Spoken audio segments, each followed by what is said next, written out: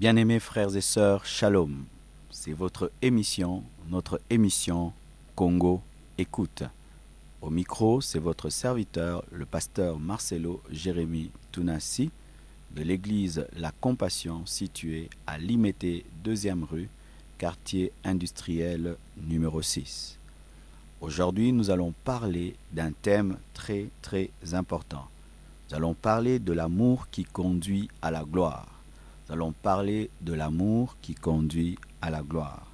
Nous allons lire ce texte. Nous sommes dans Luc 7, versets 36 à 50. Luc 7, versets 36 à 50. Lisons Luc 7, 36 à 50.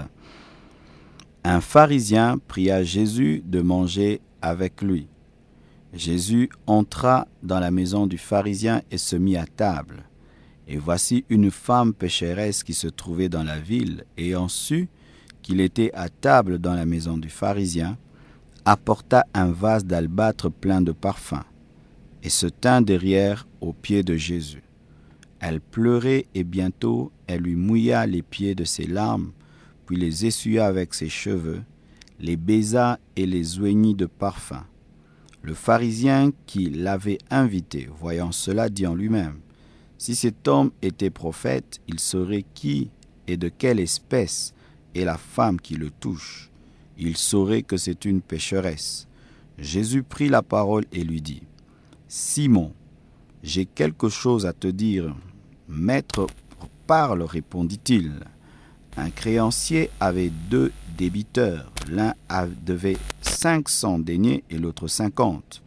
Comme il n'avait pas de quoi payer, il leur remit à tous 2 leurs dettes, lesquelles l'aimera le plus. Simon répondit: celui, je pense, auquel il a le plus remis. Jésus lui dit: tu as bien jugé. Puis se tournant vers la femme, il dit à Simon: vois-tu cette femme? Je suis entré dans ta maison et tu ne m'as point donné d'eau pour laver mes pieds, mais elle les a mouillés de ses larmes et les a essuyés avec ses cheveux. Tu ne m'as point donné de baiser, mais elle, depuis que je suis entré, elle n'a point cessé de me baiser les pieds. Tu n'as point versé d'huile sur ma tête, mais elle a versé du parfum sur mes pieds. C'est pourquoi je te le dis, ses nombreux péchés ont été pardonnés, car elle a beaucoup aimé. Mais celui à qui on pardonne peu, aime peu. Et il dit à la femme: tes péchés sont pardonnés. Ceux qui étaient à table avec lui se mirent à dire en eux-mêmes: qui est celui-ci qui pardonne même les péchés? Mais Jésus dit à la femme: ta foi t'a sauvée, va en paix. Bien-aimés frères, c'est une merveilleuse histoire. Je veux vous parler d'une des plus belles histoires d'amour que contient la Bible. Et retenez notre thème, c'est l'amour qui conduit à la gloire. C'est l'histoire d'amour de Marie de Magdala et de Jésus-Christ. C'est l'histoire d'amour d'une ex-prostituée avec le Sauveur de l'humanité. C'est l'histoire d'amour d'une ex-prostituée avec le Christ, avec le Messie, avec le Dieu saint, avec le Dieu parfait. C'est l'histoire de Marie de Magdala, une femme de laquelle étaient sortis plus de 7 démons. C'est l'histoire d'un personnage de la Bible qui m'a toujours marqué. Elle est venue de si bas, mais elle est montée très haut. Nous parlons de l'amour qui conduit à la gloire. La Bible nous parle de beaucoup de Marie, Marie mère de Jésus, Marie femme de Clopas, Marie de Béthanie, Marie mère de Marc, Marie de Rome, et de Marie de Magdala ou Marie-Madeleine. Et c'est elle qui s'est distinguée de toutes ces Maries, ainsi que Marie, la mère de Jésus. Parlons de cette histoire d'amour. Nous voyons d'abord que Marie de Magdala, avant de rencontrer Jésus, avait une vie sans gloire. Elle avait une vie sans honneur. Elle vivait dans la prostitution. Pendant que les autres vendaient du pain, elle vendait son corps. Pendant que les autres vendaient du coton, elle vendait son corps.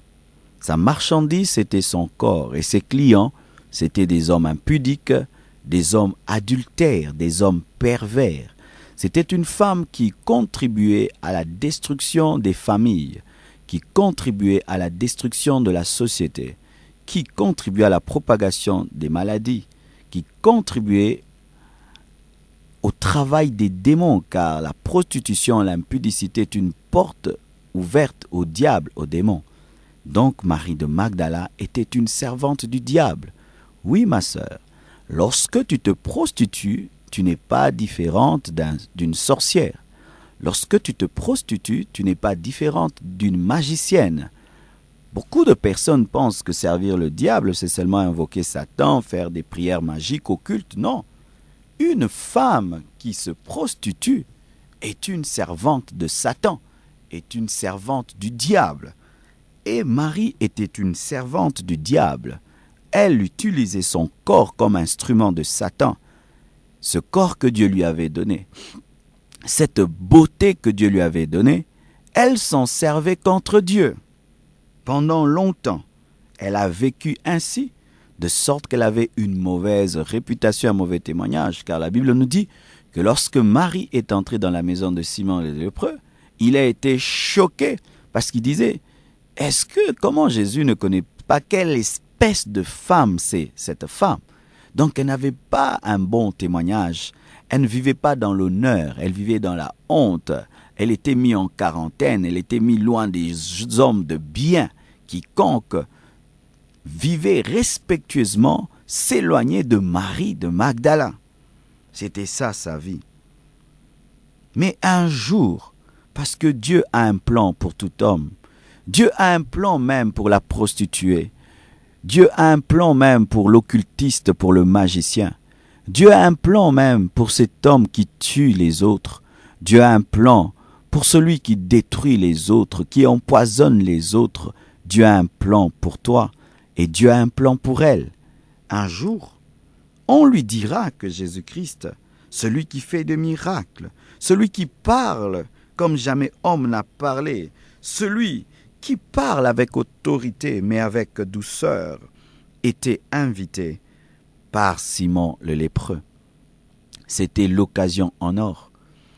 Mais je me dis toujours, pourquoi cette femme est allée vers Jésus? Elle n'était pas allée pour le faire tomber ni pour le faire chuter. C'est que Marie de Magdala avait soif de Dieu. Alors qu'elle vivait dans la prostitution, elle avait aussi besoin de Dieu. Elle avait un vide dans son cœur. Beaucoup de gens qui vivent dans la sainteté, dans la crainte de Dieu, aiment mépriser les maris de Magdala et les condamner à l'enfer, ne sachant pas que malgré leur vie de péché, elles ont soif de Dieu. Et elles cherchent un homme qui va les conduire vers Dieu. Elles se posent des questions. Comment ferais-je pour arrêter cette mauvaise vie? Comment ferais-je pour sortir de la prostitution? Comment ferais-je pour sortir de la débauche?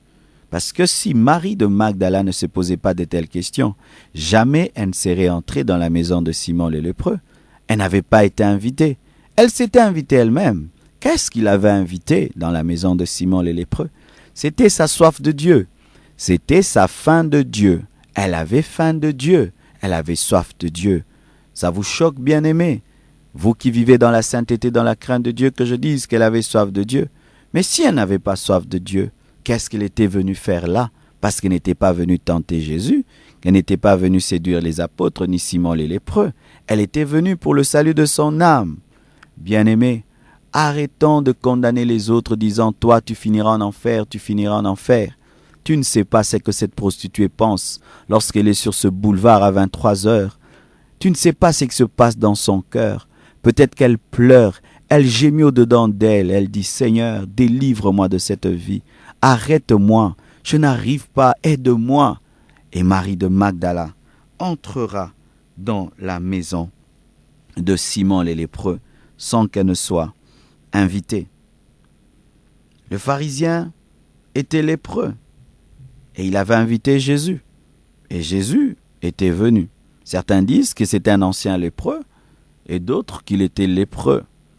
Mais qu'il ait été lépreux ou qu'il soit guéri ou pas guéri. Mais nous voyons que Jésus n'a pas refusé d'entrer dans la maison d'un homme qui s'appelait Simon le lépreux. C'est-à-dire qu'à son nom était ajoutée la lèpre qui était un signe de malédiction, qui était une maladie infectieuse, qui était une maladie sale. Mais Jésus est venu dans sa maison. Et je crois que Marie aussi s'est dit, s'il a pu entrer dans la maison de Simon le lépreux, il peut aussi entrer dans ma vie. Bien-aimés frères, cette femme entrera dans cette maison et elle se tiendra derrière les pieds de Jésus. Elle qui aimait avoir des postures séductrices et attirer le regard, cette fois-là, Marie de Magdala n'était pas venue attirer le regard de qui que ce soit, car elle se tint aux pieds de Jésus. Et Jésus était assis de sorte que ses pieds étaient derrière lui. Elle s'est concentrée sur les pieds de Jésus, qui étaient sales. Elle ne s'est pas concentrée sur sa face. Elle se trouvait indigne de la face de Jésus. Et elle trouvait qu'elle était seulement digne à faire une chose, laver les pieds sales de Jésus. Non point avec de l'eau, mais avec ses larmes. Elle a commencé à pleurer sur les pieds de Jésus. Elle a commencé à essuyer ses pieds avec ses cheveux. Elle a commencé à embrasser les pieds de Jésus. Ce n'était pas un acte érotique, ce n'était pas un acte impudique. Non, elle était en train d'adorer. Et tout le monde était étonné de voir cela. Pour eux, c'était une profanation. Comment est-ce qu'une femme aussi sale, aussi impure, peut toucher un homme aussi saint? Ils ne comprenaient pas le cœur de Dieu. Ils ne savaient pas que Jésus-Christ était venu aussi pour elle. Que Jésus n'était pas seulement venu pour des hommes justes, des hommes droits, et personne d'ailleurs n'était juste devant de lui. Il était venu pour elle. C'est pourquoi il n'avait pas arrêté. Parce que Marie pleurait sur ses péchés. Elle se sentait sale devant la sainteté de Jésus. Elle a commencé à adorer. Elle a commencé à demander pardon au fond d'elle-même pour tous ces hommes qu'elle avait fait tomber. C'est pourquoi Jésus l'a laissée, parce que Jésus n'arrête jamais un homme ni une femme qui est en train de se repentir. Lorsqu'on vient vers lui, il ne nous rejette pas. Lorsqu'on vient vers lui, il ne nous rejette pas. Et il ne pouvait pas non plus rejeter Marie de Magdala qui pleurait à ses pieds. C'était des larmes de repentance. C'était des larmes de repentance. Mais les autres ne pleuraient pas. Simon ne pleurait pas. Les apôtres ne pleuraient pas. Pourquoi? Ils étaient habitués à la présence de Jésus. Ils étaient dans leur propre justice. Mais cette femme était plus spirituelle que tous ceux qui étaient dans la maison. Quoiqu'ayant une mauvaise vie, ce qu'elle faisait était plus spirituel que ce que Simon faisait et que tous les autres. Pourquoi je dis cela? Les cheveux d'une femme sont sa gloire. Cette femme a pris sa gloire. Elle a commencé à essuyer avec les pieds de Jésus. Mais Simon était bien assis sur sa chaise. Il a refusé de laver les pieds de Jésus. Alors que dans la maison d'un juif, c'était le dernier des serviteurs qui devait se charger de laver les pieds des invités. C'est-à-dire que pour Simon, Jésus-Christ n'était pas digne même qu'il puisse lui donner son dernier des serviteurs pour qu'il lave ses pieds. Simon, le lépreux, avait reçu Jésus-Christ sans l'honorer. Il a invité Jésus sans l'honorer. Il a invité Jésus pour qu'on dise que Jésus est le grand prédicateur et chez Simon le lépreux, pour que cela augmente sa gloire et sa renommée dans la ville. Mais il ne voulait pas honorer Jésus. Il en est de même de beaucoup de gens qui aiment fréquenter l'église, qu'on dise qu'il va à l'église, qu'on dise qu'il reçoit les hommes de Dieu chez lui, mais sans pour autant avoir la décision d'honorer Dieu. Mais Marie, qui ne pouvait pas inviter Jésus chez lui parce que personne ne l'aurait accepté, les apôtres se seraient opposés, est venue et a honoré Jésus. Et c'est elle qui était devenue la personne la plus importante de cette maison. Entre guillemets, elle volera la vedette même à Simon le lépreux, l'hôte de la maison, parce que l'hôte de la maison n'avait pas honoré son invité. Mais Marie, qui n'avait pas invité Jésus, honorera Jésus, lavera ses pieds avec ses larmes et les essuiera avec sa chevelure. Scandalisé par cela, voilà que Simon le lépreux commence à douter que Jésus-Christ est prophète, commence à douter que Jésus-Christ est un saint homme. Et Jésus-Christ lui donnera un enseignement sur l'amour et le pardon. Il lui dira, tu sais toi, tu ne m'aimes pas beaucoup parce que tu penses n'avoir pas commis beaucoup de péchés. Mais cette femme m'aime à ce point parce qu'elle est consciente qu'elle a mené une mauvaise vie. C'est pourquoi elle m'aime beaucoup. Celui à qui on pardonne beaucoup de péchés aime beaucoup. Cette femme est reconnaissante, Simon. Que toi, tu n'es pas reconnaissant. Il donnera cet enseignement. Et la Bible nous dit que Jésus-Christ pardonnera à Marie de Magdala. Lui dira, tes péchés sont pardonnés, va. Et là va commencer une merveilleuse histoire d'amour. Marie ne partira jamais. Elle s'attachera à Jésus-Christ parce qu'elle avait trouvé l'homme qu'elle avait toujours cherché. Un homme qui va l'aimer, non point pour son corps mais pour son âme. Car tous les hommes s'approchaient de Marie rien que pour la connaître physiquement. Enfin, elle rencontrera un homme qui va l'aimer pour ce qu'elle était. Elle avait besoin d'un ami. Elle avait besoin d'un homme qui allait la valoriser. Enfin, elle l'avait trouvé. C'est pourquoi, malgré que Jésus lui avait dit « Va », Marie de Magdala n'est jamais partie. Elle est toujours restée là. Et là commencera une grande histoire d'amour entre Jésus et Marie. Marie sera toujours là près de lui. Et la Bible nous dit que même lorsque les apôtres avaient renié Jésus-Christ et étaient partis, Marie de Magdala n'est jamais partie. Elle est restée. Elle est restée au pied de Jésus-Christ. Elle est restée au pied de la croix. Lorsque Pierre n'était pas là, Marie était là au pied de la croix. Marie n'est pas partie parce que Jésus était devenu l'amour de sa vie. Elle avait brisé son vase rempli de parfums. Elle avait brisé sa carrière au pied de Jésus. Elle avait tout arrêté et elle ne pouvait plus rentrer à la prostitution. La Bible nous dit que lorsqu'on a crucifié Jésus-Christ, un homme riche est venu réclamer son corps, Joseph d'Arimathée. Il placera le corps de Jésus-Christ dans un beau tombeau. C'était très bien. Mais après, il est parti. Qui est resté surveiller la tombe? Marie de Magdala. Elle n'est jamais partie. Elle était dans les tombes. Les autres sont venus, on a enterré Jésus, ils sont partis. Mais Marie, elle est toujours dans les tombes. Pourquoi? Parce que son trésor était dans le tombeau. Son meilleur ami était dans le tombeau. Qu'est-ce qu'elle ira faire en ville? Elle avait arrêté la prostitution. Pierre et les autres pouvaient rentrer à la pêche, mais elle ne pouvait pas rentrer à la prostitution. Elle avait son trésor. Son trésor était dans le tombeau. Elle y allait tout le temps. Il y allait tout le temps. Et un jour, elle voit un ange. Elle pense que c'est un jardinier. Elle demande, « Où avez-vous mis le corps de mon Seigneur ?»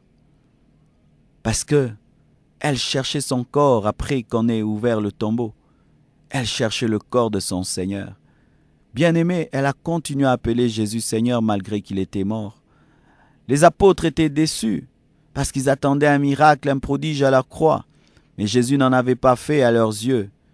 Mais Marie continuait à appeler Jésus Seigneur même s'il était mort. Elle disait « Donnez-moi le corps de mon Seigneur ». C'est ce genre de chrétiens qui aiment Dieu, même quand Dieu ne fait pas des miracles. Qui aiment Dieu, même quand Dieu ne les bénit pas. Qui aiment Dieu, même quand ils ne comprennent pas sa manière de faire, sa manière de fonctionner. Qui aiment Dieu, même si les circonstances sont contraires. Qui continuent à lui dire « Tu es mon Seigneur, même si je ne comprends pas ce qui arrive dans ma vie. Tu es mon Seigneur, même si les choses ne se passent pas comme je veux. Où avez-vous mis le corps de mon Seigneur ?» Lorsqu'elle a vu ce tombeau qui était vide, elle voulait voir le corps. Mais les apôtres Pierre et Jean, quand ils sont venus et qu'ils ont vu les linges, et qu'ils ont vu le tombeau vide, ils se sont contentés de cela, ils sont partis. Mais elle est restée. C'est alors qu'elle a eu des apparitions angéliques, et c'est alors que Jésus-Christ lui est apparu. Elle est restée parce qu'elle aimait plus que Pierre, elle aimait plus que Jean. Eux se sont contentés du linge, des preuves de la résurrection de Jésus, mais elle voulait le ressusciter. Les amoureux de Dieu ne veulent pas que les preuves de la résurrection de Jésus, ils veulent le ressusciter. Ils ne veulent pas que les miracles, ils veulent le Dieu qui fait de miracles. Ils ne veulent pas que la bénédiction, ils veulent le Dieu qui bénit. Ils ne veulent pas que les prophéties, ils veulent le Dieu qui parle par les prophéties. Ils ne veulent pas que celui qui guérit, ils veulent le guérisseur. Ils ont eu les preuves de la résurrection de Jésus, le linge et le tombeau vide et ils sont partis. mais elle est restée. Et comme elle est restée, à cause de son amour, à cause de sa passion, elle est entrée dans la gloire. Elle a vu Jésus. Elle a vu le ressuscité. Son amour l'a fait entrer dans la gloire. Elle a vu celui qui était mort et ressuscité. Et quel est le nom, le premier, que Jésus-Christ avait cité après sa résurrection? Ce n'était pas le nom de Pierre, ce n'était pas le nom de Jean, celui qui dormait sur sa poitrine, ce n'était pas le nom de sa mère, mais c'était le nom de Marie, l'autre Marie, celle qui était une prostituée, celle qu'il avait aimée plus que les autres, a entendu le corps glorieux citer son nom. Elle a reçu le message de la résurrection. Jésus lui dira, « Va dire à mes amis, à mes frères, et à Pierre que je le précède en Galilée. » Elle a reçu un message du ressuscité. L'amour l'a conduite à devenir une messagère de la résurrection. Elle est devenue même la secrétaire du ressuscité parce qu'elle connaissait son programme. Je les précède en Galilée. C'est elle qui avait le programme du ressuscité. Son amour pour Jésus l'a fait entrer dans la gloire. Elle a reçu un message de résurrection. Elle connaissait le programme du ressuscité. Elle avait l'agenda du ressuscité. Elle était la secrétaire particulière du ressuscité. Marie, parce qu'elle a aimé, elle est devenue la secrétaire particulière du ressuscité. C'est que Pierre n'était pas, c'est que Jean n'était pas, parce qu'elle avait aimé plus que les autres. Elle a reçu un message de pardon pour Pierre, parce que Pierre avait renié Jésus. Il avait dit plus de 3 fois « je ne le connais pas ». Et c'est sûr qu'il était culpabilisé et se disait « Jésus-Christ est ressuscité, mais il doit être en colère contre moi. Peut-être qu'il m'a banni et je ne ferai plus partie de ses disciples, de ses apôtres, parce que je l'avais promis que je mourrais pour lui. Voilà qu'avant que le coq ne chante, 3 fois je l'avais déjà renié. 3 fois. Et voilà que Jésus-Christ donne cette commission à Marie pour que Marie aille dire à Pierre, « Même toi aussi, je te précède en Galilée, donc je te pardonne. » À cause de Marie, Pierre sortira de la culpabilité. À cause de Marie, Pierre sortira de cet esprit de condamnation qui le maltraitait, qui le torturait, qui torturait son âme. Elle est entrée dans la gloire. Elle qui était une prostituée avait l'agenda du ressuscité. Elle qui était une prostituée a entendu son nom cité en premier par le ressuscité. Elle, qui était une prostituée, était élevée même au-dessus des hommes parce qu'elle avait un témoignage plus grand et plus fort que eux. Eux n'avaient vu que le tombeau. Eux n'avaient vu que les linges. C'est après que Jésus leur est apparu. Elle était en avance par rapport à ceux de sa génération. Elle était en avance par rapport aux apôtres et aux disciples. Elle était dans la vitesse. Elle était dans la gloire. Elle était dans une dimension supérieure. Pourquoi? Parce que son amour l'avait amenée là, bien-aimé. Souvent, mes frères, les grands pécheurs deviennent des grands serviteurs de Dieu parce que le pardon que Dieu leur accorde les pousse à aimer Dieu plus que les autres qui n'ont pas beaucoup de péché, qui n'ont pas beaucoup péché. C'est pourquoi, bien-aimé, j'aimerais te parler, toi qui vis dans le péché, toi qui vis dans le mal, et tu te dis, je suis tellement mauvais, je suis presque un démon. Est-ce que Dieu peut me pardonner? Oui, il peut te pardonner. S'il a pu pardonner à Marie de Magdala, il peut te pardonner. Est-ce qu'il peut m'utiliser? Oui, il peut t'utiliser. S'il a pu utiliser Marie de Magdala, il peut le faire. Et d'ailleurs, Dieu peut t'utiliser plus puissamment que moi. Tu étais dans l'occultisme. Si seulement tu te répands, il te pardonnera et il va t'utiliser. Beaucoup d'occultistes aujourd'hui, des ex-occultistes, sont devenus des grands serviteurs de Dieu. S'il a pu pardonner à Paul qui a participé à la mort d'Étienne, il peut aussi te pardonner, bien-aimé. Quelle que soit la noirceur de tes péchés, quelle que soit la profondeur de ton mal, quelles que soient les années que tu as passées dans ce vice, dans ce péché, tu es homosexuel, tu es lesbienne, tu es occultiste, magicien, meurtrier, le Seigneur est capable de te pardonner. L'histoire de Marie nous est donné pour nous dire « Je peux pardonner et je peux utiliser ce que le monde a rejeté. » Oui, ta famille t'a rejeté, même l'Église t'a rejeté parce que tu es un grand pécheur. Mais le Dieu dont je te parle est un Dieu de grâce et de pardon. Il est capable de t'utiliser. Et vous savez, bien-aimés, cette Marie qui était indigne d'entrer dans la maison de Simon le lépreux était dans la chambre haute. Oui, Marie de Magdala était dans la chambre haute. Ça veut dire que lorsque le Saint-Esprit est descendu dans la chambre haute, Marie de Magdala parlait aussi en d'autres langues. Elle prophétisait. Vous imaginez cela? Qui aurait cru que cette femme prostituée se retrouverait dans la chambre haute, en train de parler en d'autres langues, en train de prophétiser? Qui le saurait? Dieu le sait. C'est pourquoi lorsque nous condamnons, Dieu se rit de nous. Parce qu'il connaît le futur de ces hommes que nous condamnons, que demain ce sera des grands serviteurs de Dieu, des grandes servantes de Dieu. Le plan du diable, c'était que Marie finisse prostituée, une femme débauchée, qui ne vit que sur la rue. Mais le plan de Dieu était que cette femme devienne une prédicatrice de la résurrection, une femme qui parle en d'autres langues et qui prophétise, et qui allait profiter de la Pentecôte, de la même manière que Pierre, pendant que Pierre parle en langue, Marie de Magdala parle en langue. Elle est venue après, mais elle est entrée dans la dimension de la gloire. L'amour conduit à la gloire. Bien-aimé, tu aimes Dieu de tout ton cœur. Même si aujourd'hui tu passes par des moments difficiles, la gloire finira par venir dans ta vie. Et si dans cette vie présente, tu ne connais pas cette gloire, sache que dans l'éternité, tu vivras la gloire. Que les persécutions, que les luttes et les combats, les épreuves, ne t'amène pas à te refroidir dans ton amour, car la Bible nous dit qu'à la fin des temps, l'amour d'un plus grand nombre se refroidira. Bien-aimés, quelles que soient les perversions du monde actuel, ne nous refroidissons pas dans notre amour pour Dieu, car c'est cet amour qui nous amènera dans la gloire. L'amour que Marie de Magdala a manifesté l'a conduit dans la gloire. Elle a vu le ressuscité. Son nom était parmi ceux qui étaient dans la chambre haute.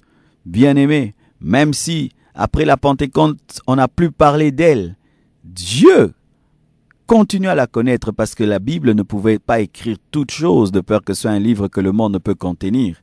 Mais en lisant, je sais que Marie de Magdala a été puissamment utilisée dans l'église primitive.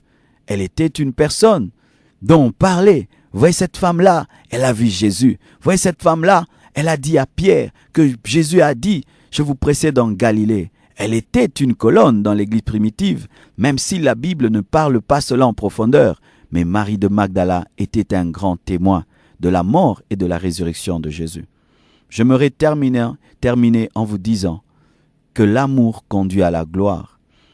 L'amour de Dieu conduit à la gloire. Et l'amour que nous avons pour lui nous conduit à la gloire. Ne condamnons pas les hommes qui vivent dans le péché. Prêchons-leur l'évangile, car ces personnes perverses peuvent devenir des saintes, des personnes saintes et des puissants instruments de Dieu, comme cela était le cas de Marie de Magdala. Que Dieu vous bénisse abondamment. J'aimerais que tu pries avec moi et que tu me suives dans cette prière si tu n'as pas encore donné ta vie à Jésus.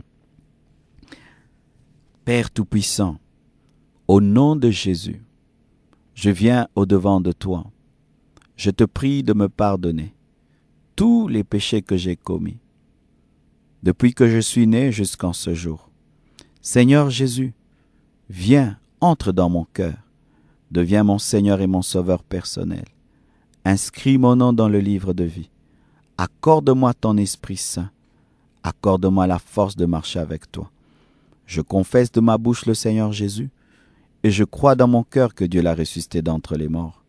Je suis sauvé, je suis justifié. Amen. Fais-toi baptiser après ta conversion.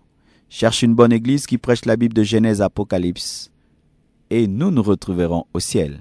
Que Dieu vous bénisse. C'était votre émission Congo Écoute sur les ondes de la radio Parole Éternelle, 103.8 MHz.